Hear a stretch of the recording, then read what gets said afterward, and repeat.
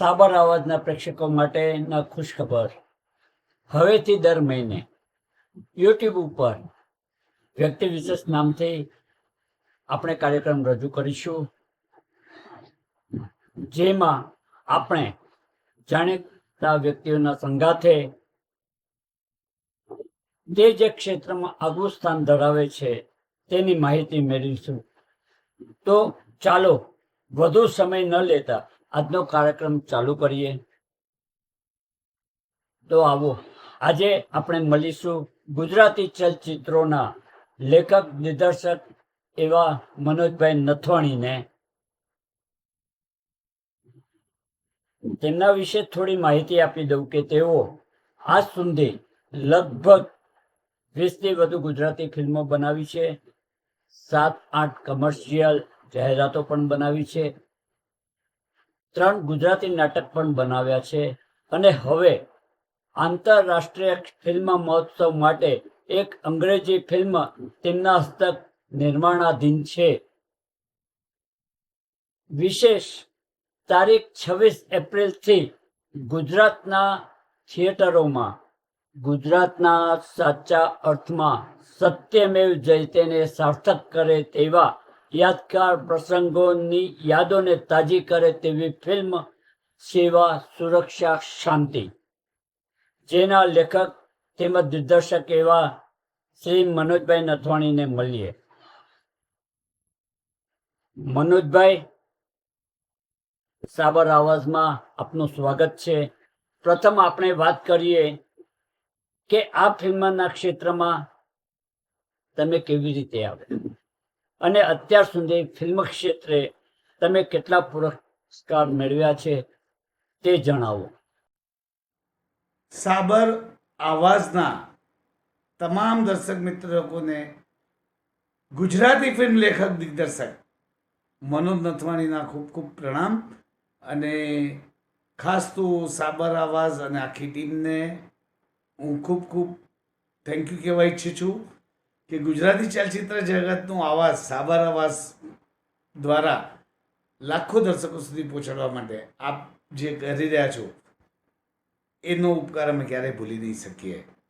આપનો પહેલો પ્રશ્ન, હું આ ક્ષેત્રે શું કામ આવ્યો હતો, પ્રેક્ષકોનો પ્રેમ મેળવવા હું ગુજરાતી ચલચિત્ર ક્ષેત્રે આવ્યો અને મને અસંખ્ય પુરસ્કારો મળ્યા છે અને એને માટે હું તમામ પુરસ્કાર દેનારનો આભારી હતો, છું અને રહીશ. પણ હા મિત્રો, 1 મે 2007 ગુજરાત દિન જુનાગઢ ખાતે તત્કાલીન મુખ્યપ્રધાન શ્રી નરેન્દ્રભાઈ મોદીના હસ્તે જે શ્રેષ્ઠ લેખક દિગ્દર્શકનો ગુજરાત રાજ્ય સરકારનો એવોર્ડ મળ્યો, એ મારી માટે મારા જીવનનો સૌથી મોટો પુરસ્કાર હતો, છે અને આજીવન રહેશે. ખૂબ સરસ મનોજભાઈ. હવે તમે સેવા, સુરક્ષા, શાંતિ જે ફિલ્મ 26મી એપ્રિલથી ગુજરાતમાં રજૂ કરવાના છો તે બાબતની થોડી માહિતી આપો એવી આશા રાખું છું.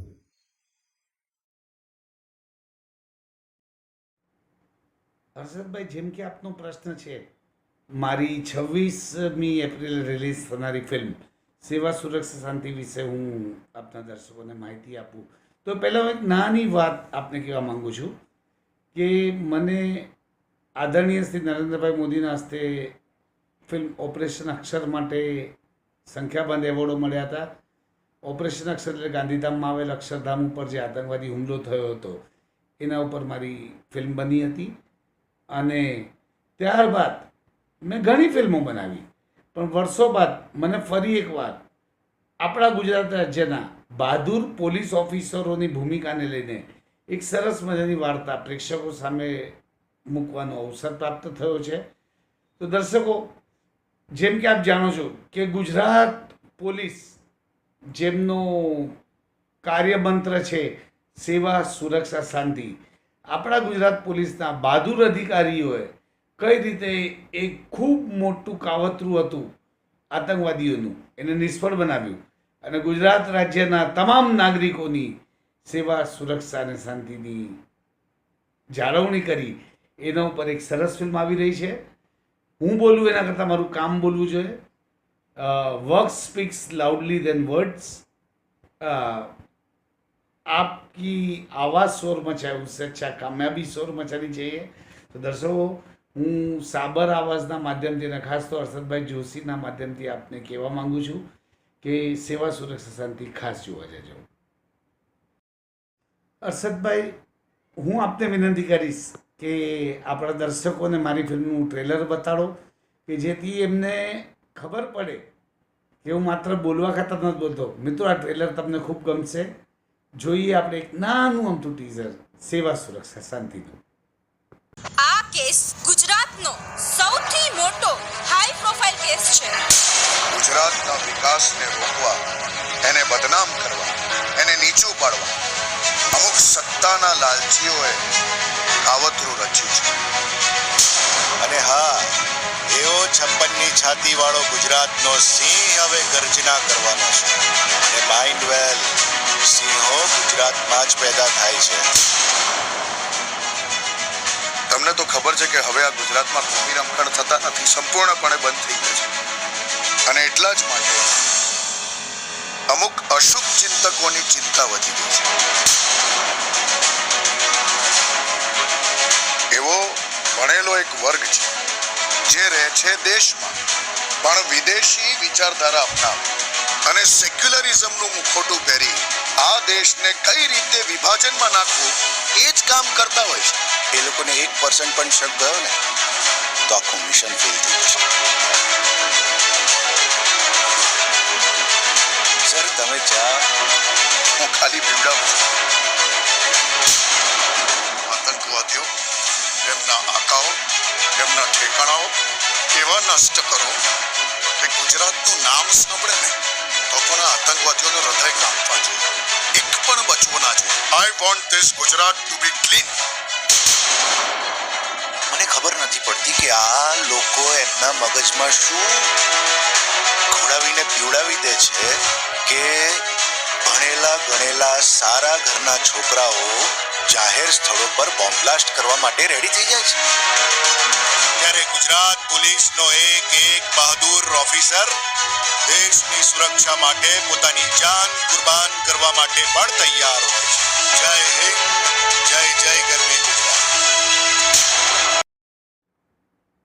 અમે પણ સાબર આવાજ અને એની આખી ટીમનો ખૂબ ખૂબ આભાર માનીએ છીએ કે અમારી ફિલ્મ સેવા સુરક્ષા શાંતિની અમુક ખાસ વાતો અને ટ્રેલર રજૂ કરવાનો આપે અમને અવસર આપ્યો.